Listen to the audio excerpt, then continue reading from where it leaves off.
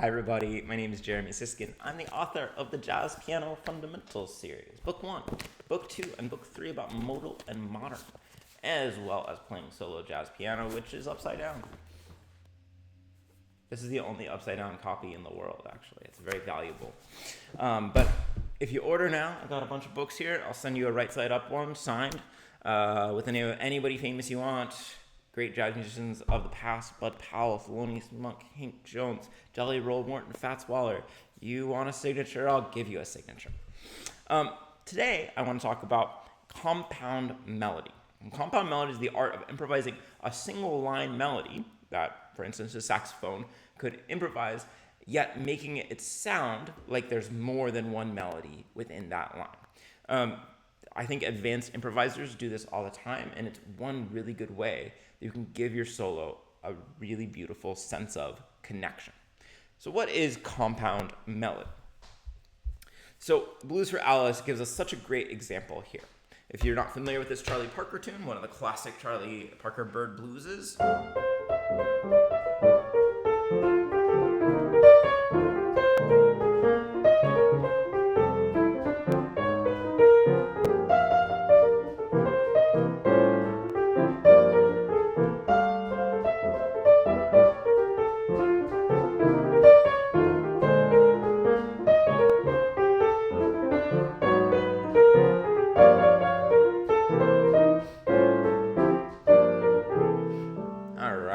so great melody, really fun.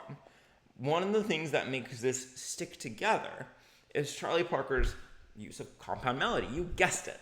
That's what the video is about. So notice that even though this is a single line melody here at the beginning, we have this really clear stepwise descent. Right? And I say it's really clear because these notes are coming in on the strong beats, beats 1 and 3. And so even though we have these other things around it, our ear is going to kind of latch on to the logic of this. So it acts as this kind of connective tissue. Let's just look directly a line below. Obviously, there's other music to the right, but just for convenience. And we can see something else happening, not quite in the same way, but we can look and easily see.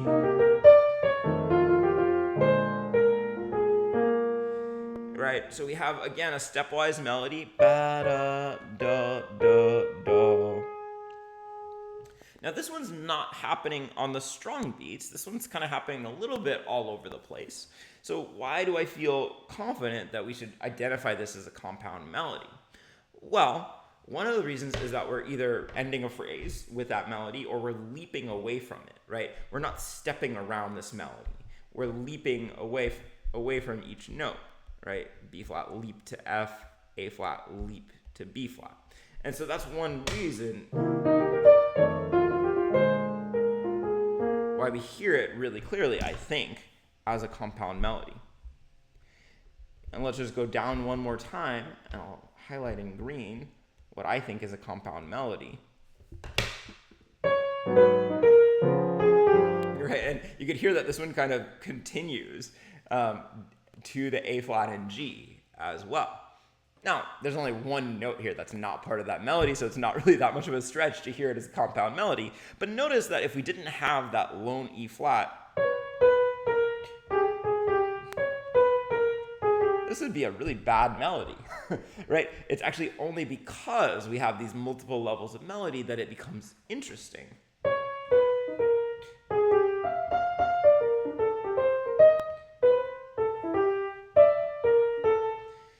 So throughout this piece, throughout Charlie Parker's music, throughout Bud Powell's music, and the music of others, we have these sorts of compound melodies that our ears latch onto. Now, you might be wondering, are compound melodies always on the top? And the answer is kind of.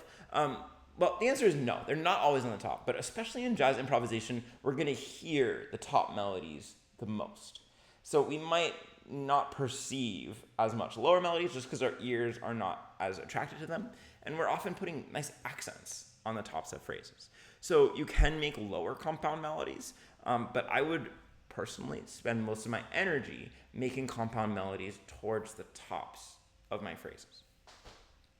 So I really haven't planned this as I should, but I want to show you how some ways that you might think about incorporating compound melodies into your own playing. So, one way to start with compound melodies is thinking about guide tone lines. Guide tone lines are stepwise melodies that connect between the chord changes. So, for instance, let's say we're playing a 2-5-1. I don't know why I'm using red. In B flat major. Let's do this. Let's make a little melody where we're descending every half note. So how about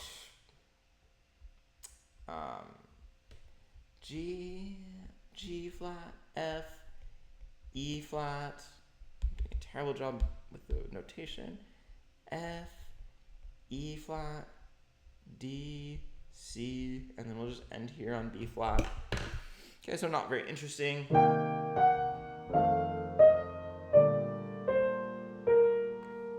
So what I'm going to do here is I'm going to now try to improvise under that. And maybe a good place to start would be putting those notes on the downbeat like Charlie Parker did in Blues for Alice, and then improvising around that. So for example, let me just show you in notation. So we could go ba ba do do ba do, E natural to lead into the F. It sank a little bit. Ba ba do do.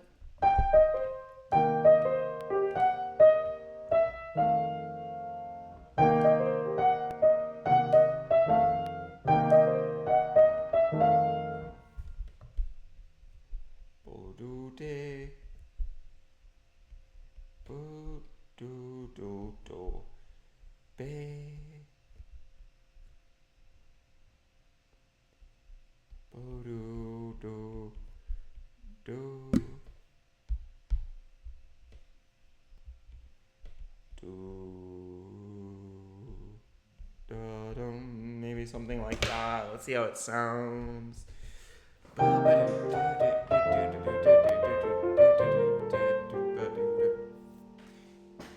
I don't like that arpeggio on the F7.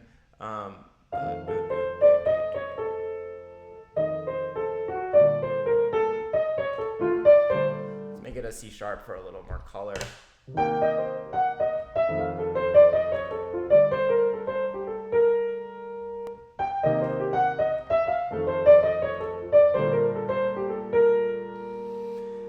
So one thing to notice is that this G flat, right, this shouldn't really be a note that works against C minor 7. And you could argue that it's a little questionable here. But it resolves so nicely that I don't know that anybody has a problem with it. And that's one of the kind of nice things about using these compound melodies is because they're melodies, they have these resolutions somewhat naturally, inherently built in. So it's one thing to always put them on the beat, but we could also disguise them a little bit more and put them on some of these offbeats. And remember that we might leap to and from these notes in order to make it clear that we've got a compound melody here. So we might go ba ba do ba do ba ba do ba do de ba ba do do do be do do de bo do. I'm just gonna end here. So we're still in the same chord progression: C minor 7, F7, B flat major 7. So now it's a little harder to see where these notes are, but you can see that I'm still positioning them prominently.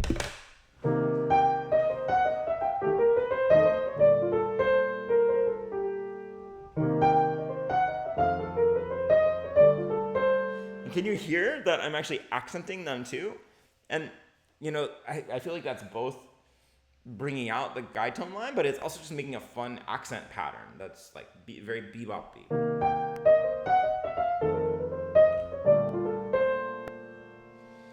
Very lovely. Another thing that we can do, and we see Charlie Parker doing this sometimes as well, is we could try to connect these. So put one part of the compound melody at the end of a phrase, end of its rhythmic position, and one at the beginning. Like a nice example of that from Charlie Parker is this moment in Donna Lee where he goes be do do do do do do do do. This is from B flat minor 7 to E flat 7. And so you can see that we have two members of the guide tone line grouped together. Sorry, I'm saying guide tone line and compound melody interchangeably. I actually mean compound melody here. I apologize. I'm misspeaking. Right.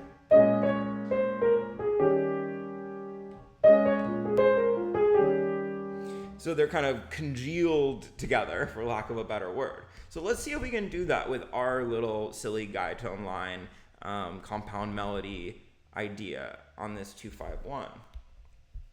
So I'm going to do it in black, I guess. And I will put the G to the G flat. Actually, what I'm going to do is I'm going to put the G flat resolving to the F. And then I'm going to actually add a little E to E flat across the bar line here. So I'm planning out where this compound melody is going to go first. So let's see if we can make this work.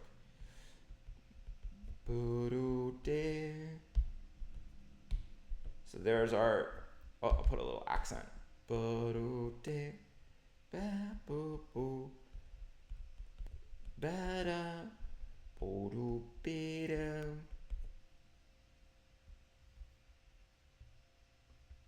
And I'm going to put three together.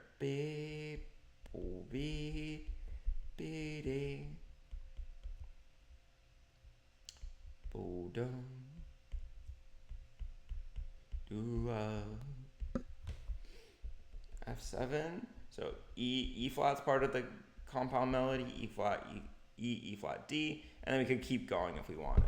So let's see how this sounds now. One.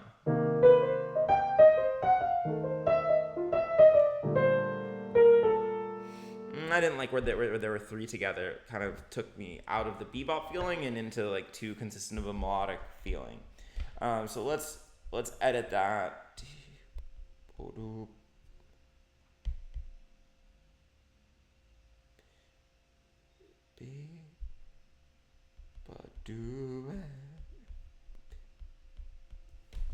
How about that?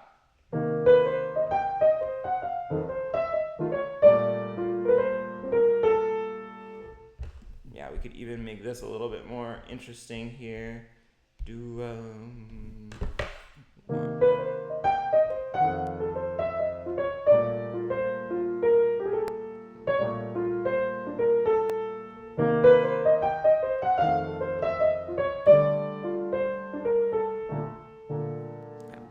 So you might wonder, okay, you're notating everything, like that's not going to lead to good improvisation, but I could also look at this guide tone line and just use it as a spontaneous kind of prompt for my improvisation. So I could go.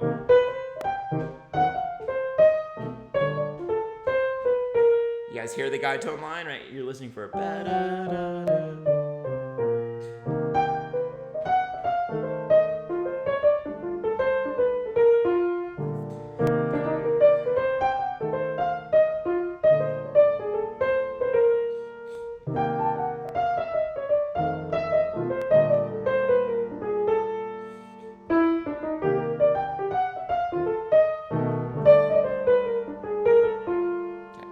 And so I really enjoyed improvising in this way because it does allow me to improvise a little bit differently.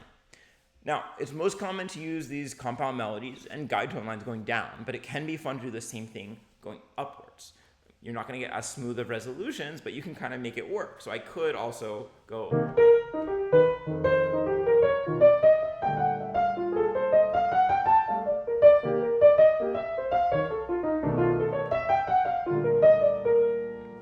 So this gives me like another game to play when I'm improvising. I'm not just thinking about, oh, C minor 7, F7, B flat. Now I'm thinking about hitting these different melodies and creating lines that move across these chords.